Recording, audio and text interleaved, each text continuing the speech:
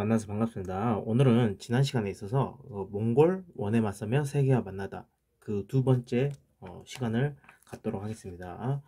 오늘 주로 할 부분은요, 그 공민왕의 개혁 정치 그리고 성리학의 수용과 신진 사대부의 등장 요걸 살펴보도록 하겠습니다. 자, 거기에 들어가기 앞서서 우리 먼저 살펴볼 부분이 이 몽골 간섭계 고려왕 계보들을 한번 살펴볼 거예요. 교과서에 안 나있지만은 우리 PPT를 보면서 이야기를 한번 해봅시다. 자, 이 시기는 가장 큰 특징이 뭐라 했죠? 그렇죠. 왕의 이름이 어떻게 된다 했어요. 그렇죠. 땡왕 이런 왕이 많이 등장한다 했죠. 그래서 보면은 우리 원종 시기부터 이제 몽골의 간섭을 받기 시작하죠. 자, 원종 이후에 충렬, 충선, 충숙, 충해, 충목, 충정 이렇게 등장합니다. 그런데 그 다음에 즉위한 왕이 누구죠? 그렇습니다. 공민왕입니다. 공민왕. 공민왕은 이름이 어떤가요? 그렇죠. 충땡 왕이 아니죠. 자, 그렇다면은 이 시기에 무슨 일이 있었기 때문에 이 공민왕은 그 앞 왕과 같이 무슨 충원 왕으로 써지 않았을까요? 네, 오늘 들어갈 부분 바로 요 포인트에 맞춰서 한번 생각해 보도록 하겠습니다. 교과서 54페이지를 펴주시고요. 자, 그러면 처음 본격적으로 수업 시작하도록 하겠습니다. 자, 오늘 여기서 우리가 할 부분은 공민왕의 개혁 정치에 대해서 한번 살펴보도록 하겠습니다.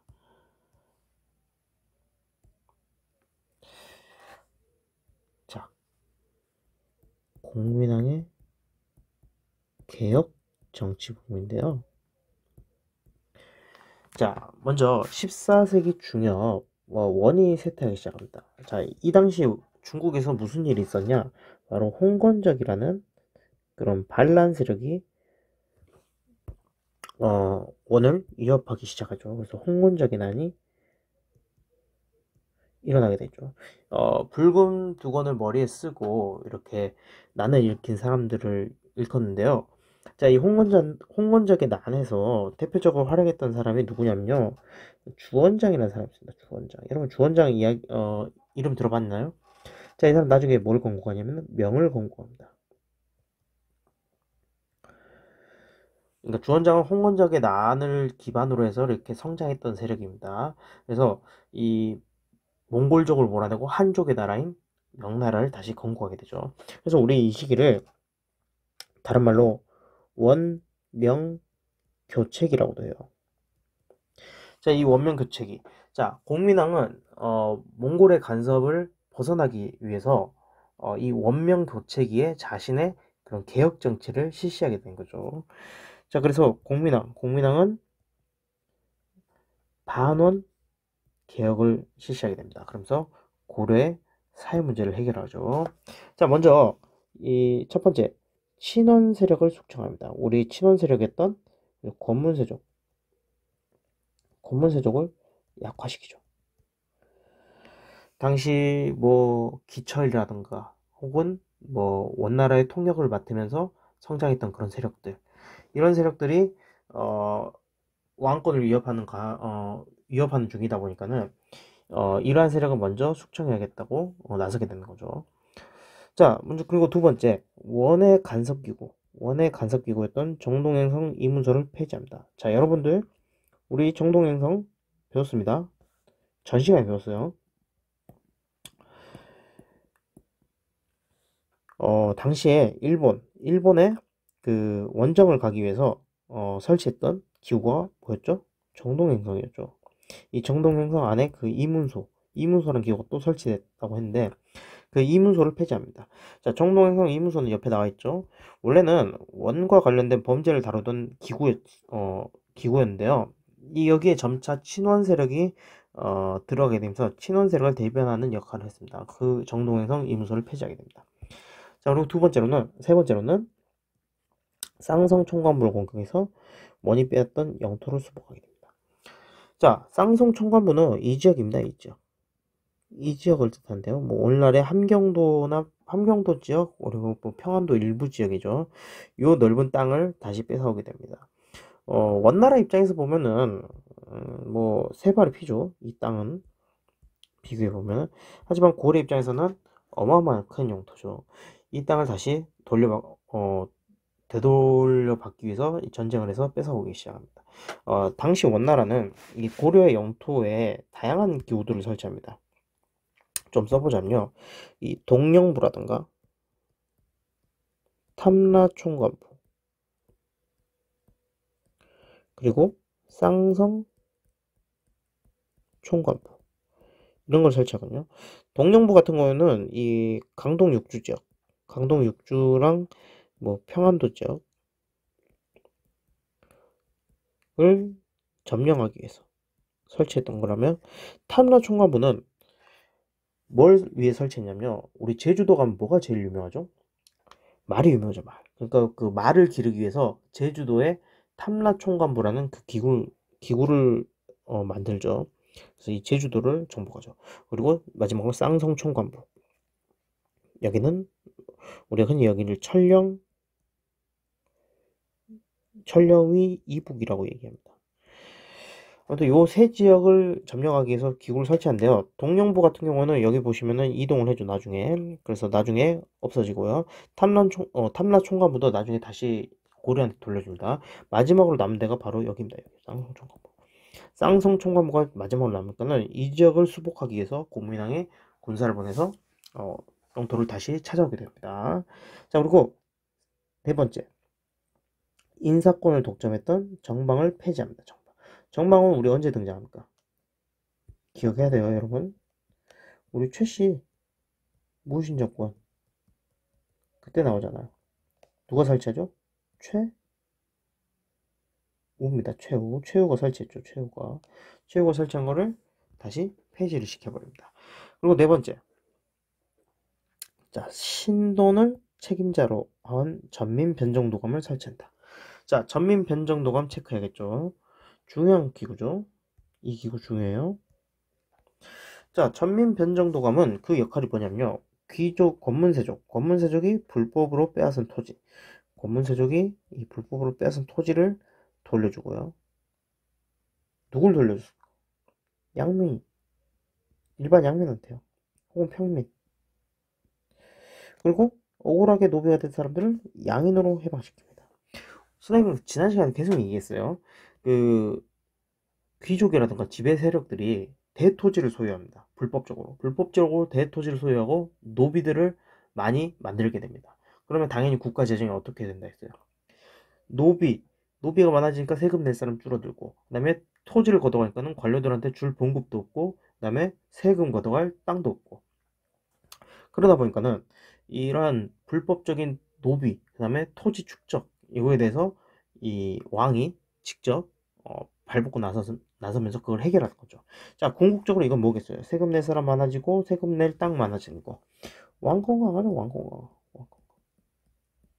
왕권 강화를 위해서 실시한 거죠. 자, 공민왕의 기업 어느 정도 성과를 거두게 됩니다. 당연하죠. 뭐 당시 원명 극체이고 원나라도 간섭이 좀 덜하니까. 하지만은 이 어, 권문세족의 반발로 인해서 신돈이 제거되고요. 그 다음에 공민왕마저 측근에 의해 시해됩니다. 그래서 개혁은 실패하게 됩니다. 어느 정도 성과는 있었지만 완전히 성공을 거두지는 못했다. 이렇게 보시면 되겠습니다.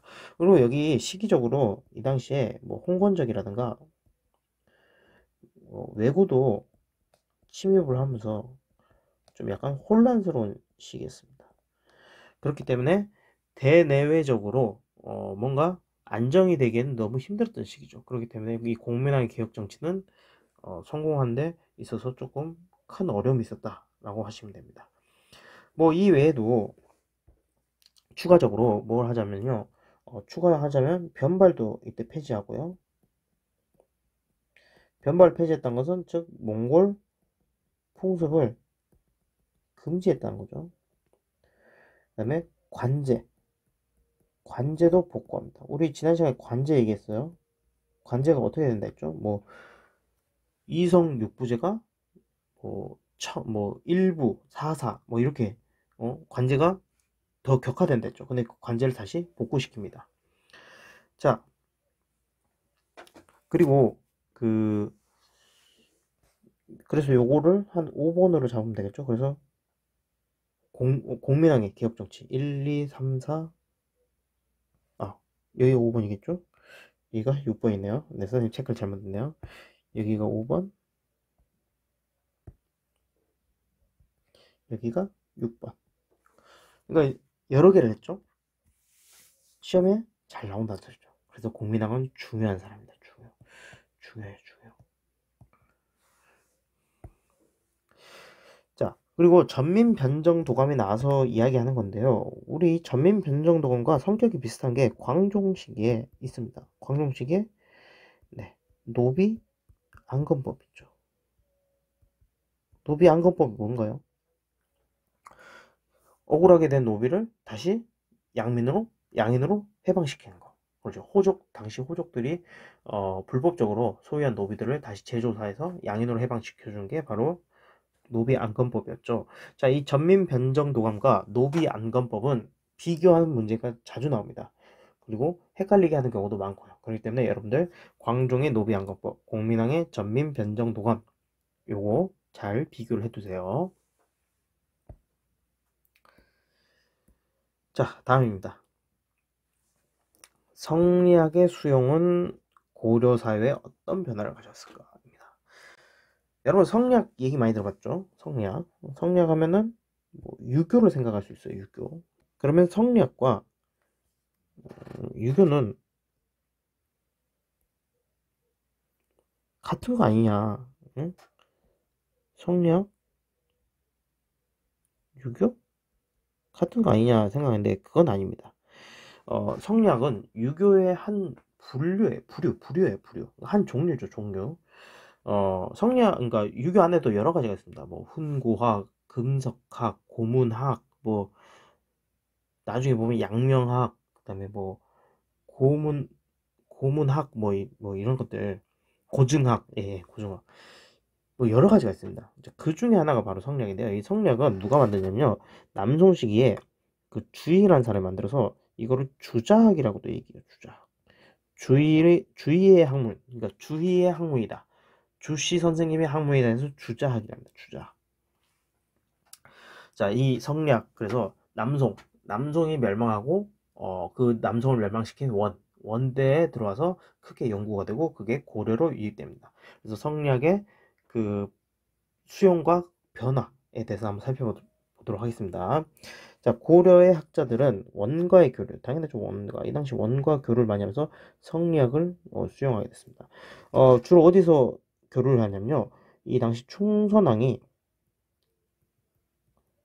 원의 수도인 대도에 만권당이라는 걸 설치합니다. 이 만권당에서 주로 학자들 간의 교류가 많이 일어납니다. 우리 좀 이따 배우겠지만 그 밑에 이재현이라는 사람이 있어요. 예, 이재현. 이 사람이 대표적인 그 사람입니다. 자, 아무튼 이 14세기는 성리학을 바탕으로 관직에 진출하는 새로운 세력, 이들을 뭐라 불렀냐? 신진사대부라 했습니다. 신진사대부.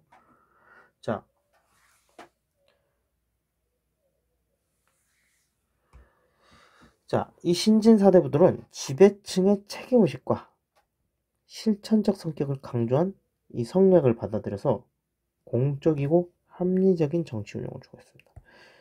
공적이고 합리적인 정치 운영.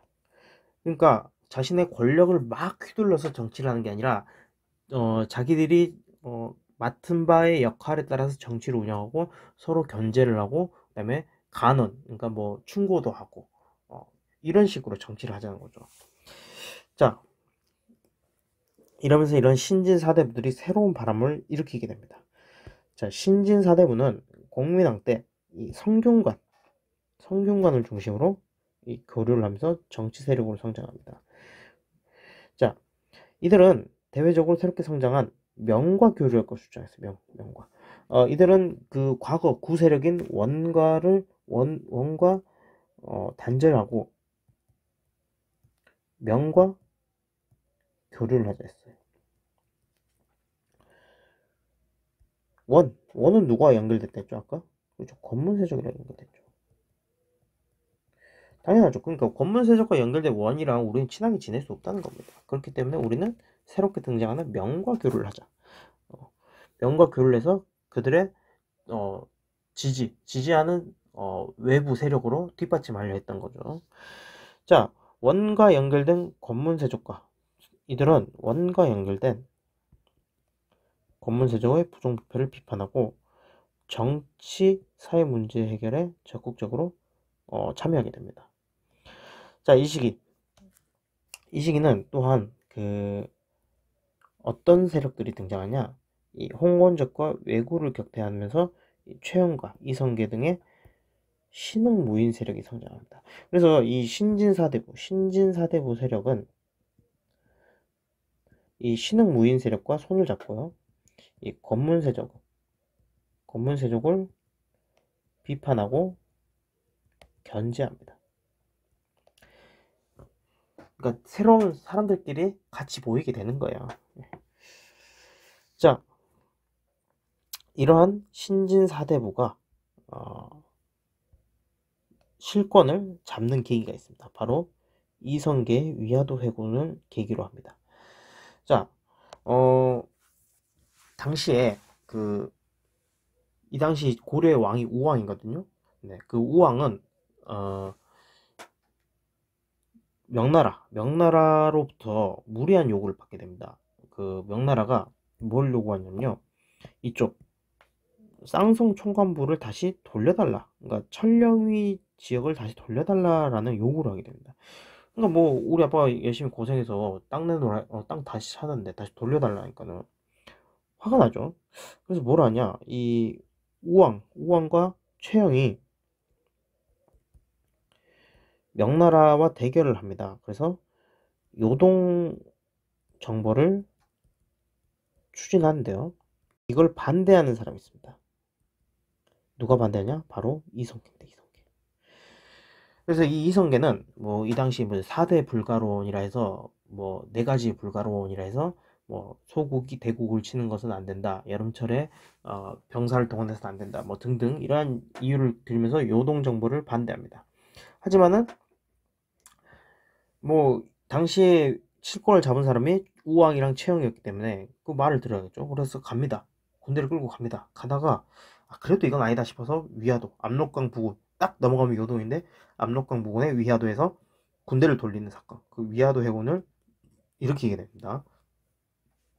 자, 그래서 이렇게 실권을 잡은 후에 과전법, 이 최영과 우왕을 제거하고 그다음에 뭐 창왕, 공양왕 이런 사람들을 세우고요, 이 실권을 잡게 됩니다. 실권. 그러면서 이 신진사대부는 실권을 잡으면서 과전법을 시행합니다. 과전법을 시행하면서 토지개혁을 한대요. 과전법이 여기 있습니다. 자, 전현직 관리에게 등급에 따라 토지를 지급하는 제도인데요. 수조권을 주는 겁니다. 여기도 마찬가지로 국가 대신에 조세를 받는 수조권. 우리 지난 시간에 수조권 얘기가 좀 많이 나왔어요. 신라 때는 뭐 관료전이라든가 노국 그런 걸 통해서 수조권이 지급됐고, 고려는 전식과, 자, 고려 말 조선 초국에는 과전법을 통해서 이 수조권이 지급됐습니다. 왜 그랬을까요? 왜 다시 수조권 지급을 했을까요? 자, 뭐 이유는 크게 뭐 멀리 갈 것도 없습니다. 여기 있잖아요. 권문세족이 불법으로 빼앗은 토지를 돌려줬다라고 돼 있잖아요. 그러면서 공민왕의 개혁이 실패로 끝나니까 여전히 권문세족의 그런 불법적인 토지 소유가 많으니까 이걸 다 싹 다 갈아엎어버린 겁니다. 싹 다 갈아엎고 다시 시작하는 겁니다. 우리 흔히 리셋 시키죠, 리셋. 그래서 이 과전법 통해서 추구하고자 했던 건 뭐냐면요, 이 신진사대부의 경제적 기반을 마련하는 거죠. 자, 그렇기 때문에 여러분들 이 과전법 체크를 해야겠죠. 과전법. 자, 그리고 이후에 이들은 개혁의 방향을 둘러싸고 이색과 정몽주 등의 온건파, 그리고 정도전과 조준의 급진파, 이렇게 분열이 됩니다. 자, 이색과 정몽주는 어떤 주장을 하냐면요, 고려는 유지하자, 고려는 그대로 유지하고 체제만 개혁을 하자, 이겁니다. 그러니까 고려를 그대로 놔두자는 겁니다. 하지만은 정도전과 조선 뭐냐? 고려는 무슨 고려냐? 고려는 없어져야 할 나라다. 고려를 없애자. 새로운 왕조를 세우고 개혁을 하자입니다. 그래서 우리 이거 역성혁명이라거든요. 성씨를 바꾸는 혁명이에요. 생각해보세요. 성씨. 그렇죠. 왕씨에서 이씨로 넘어가자는 겁니다. 자, 이렇게 계속 분열을 하다가 결정적으로 어떤 사건이 일어나냐? 이방원이 다른 색깔로 할게요. 우리 이성계의 아들인 이방원이 이 온건파 사대부들을 죽여버리는 사건이 있죠. 특히 정몽주를 죽여버린 사건. 선축교 사건이죠.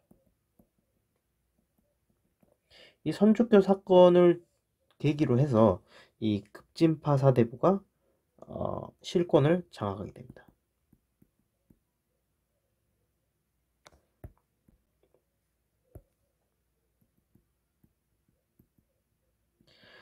그리고 나서 새 왕조가 건국되는 게 급물살을 타게 되죠. 자, 그래서 우리 이방원은 나중에 보면 또 누구 죽입니까? 나중에 보면 이방원 정도전도 죽이고, 그 다음에 자기 이복 형제였던 이방번이랑 이방석도 죽이고, 심지어는 그 세종의 장인인 그 심씨 세력도 제거를 해요. 그 세종의 세종의 부인인 소원왕후의 뭐 동생들도 죽여버리고. 우리 흔히 이방원은 뭐라고 볼까? 킬방원이라 하잖아. 그냥 그렇다는 거예요. 예. 여기까지 쓸 필요 없습니다. 예. 자, 이렇듯 이 급진파 사대부는 결국 이성계를 왕으로 추대하여 조선을 개국합니다. 그래서 918년부터 1392년간 지속됐던 고려는 멸망하게 되고 조선의 시대로 넘어가게 되는 것입니다. 자, 우리 왼쪽 위에 보면은 개성 성균관이 있습니다. 이 성균관의 모태는 뭐냐? 그러니까 원래 성균관의 원조는 우리 성종 때 세웠던 교육기관 뭐였죠? 성종 때 국자감이 세워지죠. 국자감. 이 국자감이 나중에 뭐 국학이 됐다가 나중에 성균관, 성균감, 그다음에 성균관이 돼요. 그러다가 이 개성의 성균관이 있다가 나중에 조선의 수도가 어디로 가죠? 한양으로 가죠. 그러면서 서울에 성균관이 또 생기는 겁니다. 그래서 개성 성균관, 한양 성균관 이렇게 두 개가 계속 쭉 이어집니다. 그래서 지금도 오늘날 개성에 가보면 이 성균관 건물이 그대로 있습니다. 그래서 이 뭐 개성 성균관과 서울에 있는 성균관 이렇게 같이 있다. 그리고 나중에 그 성균관이 어떻게 되죠? 성균관 대학교가 되죠. 네. 이러한 오랜 역사를 지니고 있는 교육기관입니다. 자, 세계와 만난 이재현입니다. 자, 이재현, 아까도 얘기했지만, 이재현은 이 충선왕 때 망원당이라는 그 충선왕이 세운 그 기관에서 이렇게 유명 학자들과 교류를 했던 사람입니다. 그래서 망원당을 출입을 했고요. 여기서 원외 학자들과 교류하면서 성리학에 대한 이해를 높입니다. 성리학을 처음에 이렇게 소개한 사람은 안양이라는 사람이에요. 안양. 우리 지난 시간에 선생님이 한번 보여줬죠?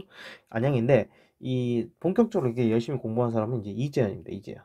그러면서 나중에 이재현은 중국 내륙까지 여행하면서 견문을 넓히죠. 이후에 이재현은 이색한테 영향을 미치고 이색은 정몽주와 정도전을 길러내요. 이색이 무엇을 하냐면요. 이색이 그 성균관 대사성이라 해서 그 한마디로 성균관 총장을 합니다. 총장. 그러니까 대빵이죠, 대빵. 그러면서 이들을 막 길러내죠. 신진사대부들. 그래서 이색의 영향을 받은 정몽주와 정도전. 그들의 갈림길은 달랐지만은 다 이렇게 이어져 내려온 겁니다. 자, 몽골과의 교류 속에서 변한 고려인의 삶 55페이지입니다. 뭐 우리 지난 시간에 얘기한 겁니다. 몽골께 고려에 와서 유행하면 이걸 몽골 풍이라 했고요. 고려께 몽골로 가서 유행한 걸 우리 고려 양이라 했어요. 자, 그래서 뭐 우리 지난 시간에 얘기했지만 뭐 변발하고 족두리, 뭐 천리, 그다음 몽골식 복장 뭐 이런 것들을 많이 유행했다고 해요. 그리고 음식 같은 거. 원래 고려 사람들은 불교를 많이 믿었죠. 그래서 육식을 별로 많이 안 했습니다. 근데 몽골과 교류하면서 이 육식 문화가 크게 성행하게 됩니다. 그래서 뭐 이 당시 뭐 만두라든가 뭐 순대 이런 게 다 고려에 전파되고요. 뭐 소주, 여러분이 마시면 안 되는 거 소주, 예, 뭐 설렁탕 이런 것도 고려에 오게 됩니다. 그래서 우리가 우리 전통 음식이라고 생각했던 게 사실 따지고 보면은 그 역사가 800년, 900년, 그러니까 오래전부터 먹은 게 아니라 중간에 유입된 그런 문화죠. 낯선 땅에 거주하게 된 사람들입니다. 뭐 당시 전쟁하면서 뭐 포로라든가 뭐 유민들이 많았죠, 고려인들. 자, 가서 뭐 공려나 환관 이런 사람들로 많이 가요. 그러니까 뭐 차출돼서 가서 뭐 원나라 황실의 시중을 든다거나 아니면 원 황제를 수발을 드는 사람들, 이런 사람들이 끌려간대요. 뭐 그중에서 가장 뭐 기황후처럼 잘 나간 사람도 있었습니다. 하지만 대부분이 다 힘겨운 삶을 살아갔죠. 안타까운 일이죠. 예. 자, 몽골에 대항하면 역사 인식이 변화하다입니다. 56페이지죠. 우리는 아무래도 역사 수업이다 보니까는 역사와 인식과 관련해서 좀 깊게 한번 알아볼 필요가 있죠. 자, 당시 이 고려란 나라는 나라 이름부터 고구려 계승 의지가 있었죠.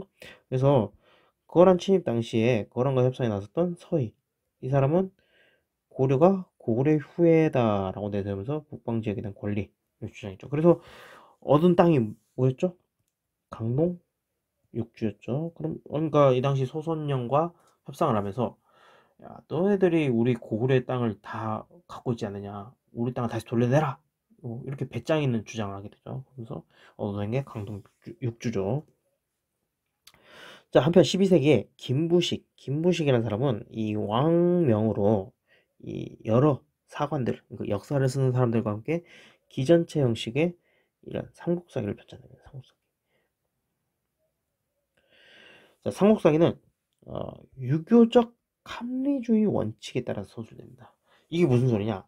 이 유교적 합리주의는 있는 사실 그대로, 그다음에 사관에 그런 평가를 붙이고, 그리고 뭔가 믿을 수 없는 얘기는 다 삭제해버리고, 예, 이런 식으로 글을 쓰는 겁니다. 그래서 증명할 수 없는 신화나 이 당시에 뭐 증명할 수 없는 신화나 설화적인 요소는 소설에서 배제되었다고요. 하지만 그래도 이 삼국의 건국설화만큼은 그대로 수록이 됐다라고 합니다. 자, 그리고 삼국을 기록할 때는 모두 우리라 표현했고요. 자, 이렇듯 고려가 삼국을 모두 계승한 나라인 것을 나타내려고 했죠. 하지만 김부식은 그 과정에서 신라의 삼국통일을 높이 평가해서 신라 중심의 역사 인식을 드러내기도 했습니다. 그래서 보면은 삼국사에서 제일 기록이 많은 게 신라 기록입니다. 신라 기록. 자, 그 신라 중심의 사관을 갖고 있다고 해서 김부식을 크게 비판하는 사람도 있지만은, 근데 따지고 보면 신라 얘기가 길 수밖에 없죠. 왜 그럴까요? 근데 그렇죠. 신라가 통일하고 신라가 계속 오래 남았으니까. 신라는 1000년 동안 넘게 있었잖아요. 뭐 고구려 백제야 뭐 중간에 탈락해버렸고, 그래서 신라 내용이 많을 수밖에 없던 거죠. 하지만은 그런 신라의 삼국 통일을 높이 평가하면서 어, 은연중에 우리는 그래도 어, 신라를 계승했다, 이러한 내용을 어, 내포하고 있죠. 자, 이후에 뭐 이규보란 사람은 이 고구려 시절 동명왕의 업적을 칭송하는 동명왕편 저수에서 역시나 고구려 계승의식을 냈다고 합니다. 그러니까 이 당시에는 고구려 백제 신라를 다 계승했다는 그런 의식이 점차 어, 굳혀지고 있던 시기였죠. 자, 아까 기전체 이야기 나왔죠. 기전체는 번기, 열전, 지표 등의 항목별로 역사를 서술한 방식입니다. 그래서 우리는 삼국사기는 고구려 봉기, 백제 봉기, 신라 봉기 있고요. 열전, 지, 표 이런 게 다 있습니다. 원래 기전체는 어디서 나온 거냐면요. 여러분 그 중국에 사마천이라는 사람 알아요? 이 사마천이라는 사람이 역사서를 저술하거든요. 사기라는. 그래서 중국 고대부터 어, 한나라 무제 시기까지 이걸 서술했는데요. 여기에서 이 기전체 형식을 자리 잡습니다. 그래서 본기, 열전, 지표, 세가, 이런 것들을 이제 체제를 잡는데요. 요거를 이제 나중에 다른 역사책들이 따라합니다. 그래서 삼국 사기도 이 중국 사마천의 사기를 따른 거예요. 그래서 삼국의 이런 이야기를 기전체 형식으로 펴낸 게 바로 삼국사기입니다. 삼국사기. 자, 몽골에 대응하는 과정에서 역사 인식은 어떻게 바뀌었을까입니다. 자, 몽골과의 전쟁을 겪으면서 이 고구려인들은 공동체 인식이 점차 높아집니다. 그래서 자주식 이런 게 나오고 이걸 바탕으로 해서 역사를 이해하고자 했습니다. 자, 일련은 삼국유사 체크해야겠죠. 또 중요한 책이죠. 우리 삼국사기하고 삼국유사는 거의 뗄래야 뗄 수가 없어요. 그래서 불교의 관점, 당연히 알죠. 스님이니까.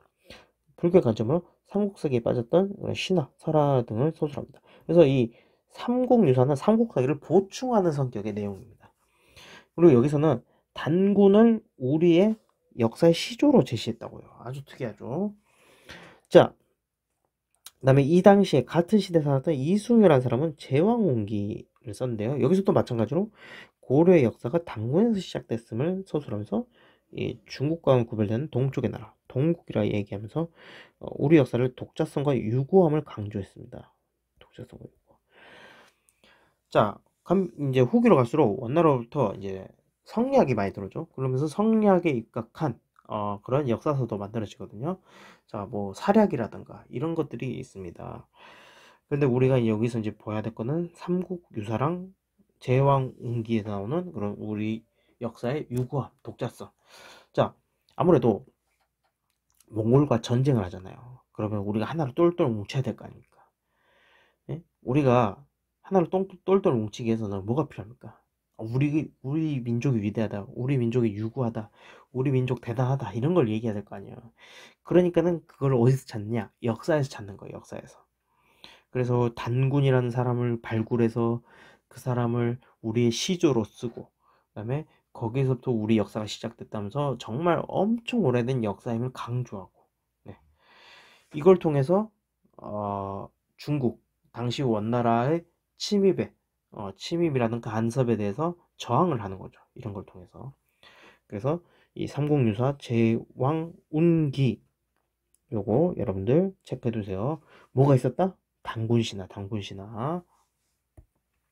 자, 그래서 오늘 배운 내용들을 57페이지 정리하고 영양 키우기를 통해서 정리해 보도록 하겠습니다. 빈칸에 들어갈 내용을 써보자고 합니다. 자, 1번 원간섭기의 고려의 주요 정책을 결정하는 기구 뭐였습니까? 저 도평의사사였죠. 도병마사가 그 권한이 커지고 사람 구성원이 많아지면서 더 확대된다 했어요. 자, 2번 원간섭계의 민족적 자주의식을 강조한 역사서 뭐와 뭐가 편찬됐습니까? 그렇죠. 삼국유사와 제왕운기가 편찬되었습니다. 여기에 단군신화가 있다 했어요. 자, 유교적 합리주의 사관에 따라서 저술된 책은 뭐라 했죠? 삼국사기입니다. 자, 공민왕은 이걸 설치해서 권문세족이 불법적으로 빼앗은 토지와 노비를 조사했다. 어떤 거였습니까? 전민, 변정, 도감이었죠. 뭐랑 비교하라 했죠?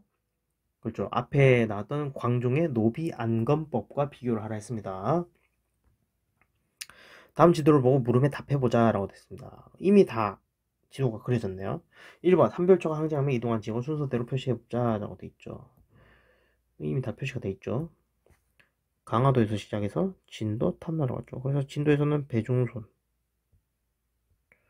탐라에서는 김통정이 지휘한다 했죠. 자, 공민왕 때 수복한 영토 어디였죠? 여기죠. 여기를 뭐라 불렀죠? 쌍성 총관부. 여기 천령 이북지역이요. 천령 이북지역. 자, 3번 다음 자료를 읽고 탐구와 토론해 봅시다 라고 돼 있죠. 당시 인견미, 이님, 여문방이 악질 종놈들을 풀어 좋은 양전을 소유한 자를 모두 수종목으로 때려 빼앗았다고 합니다. 물풀의 나무. 이거 진짜 아픕니다. 자, 그 주인이 비록 관청에 발생한 증서가 있더라도 감히 더불어 항의하지 못하므로 당시 사람들이 이것을 수종목 공문이라고 불렀다고 합니다. 지금 보면은 좋은 양전을 소유한 자는 모두 빼앗았다고 했어요. 그러니까 토지를 불법적으로 수탈하는 거죠. 자, 토지를 불법적으로 수탈하고 그다음에 노비를 마음대로 만들었던 이 세력 뭡니까? 그죠, 권문세조죠. 권문세조. 자, 하늘이 대인들에게 책임을 내린 것은 본래 이 백성들에게 구제하려고 한 것이기 때문이니 진실로 공공하여 호소할 데 없는 사람들 보고도 심상히 여겨 구제하지 않다면 어찌 하늘의 책임이 내린 본이 이겠습니까? 라고 되어 있습니다. 자, 대인은 왕을 뜻합니다. 왕. 그러니까 하늘에서 왕에게 야, 너 백성들 잘 먹고 잘 생겨라. 백성들을 위한 정치를 해라. 민본 정치를 해라.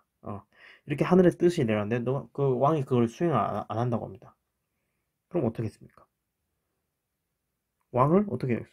왕을 혼내야죠. 왕을 혼내야죠. 그러지 말라고 해야죠. 자, 어떤 것 같아요?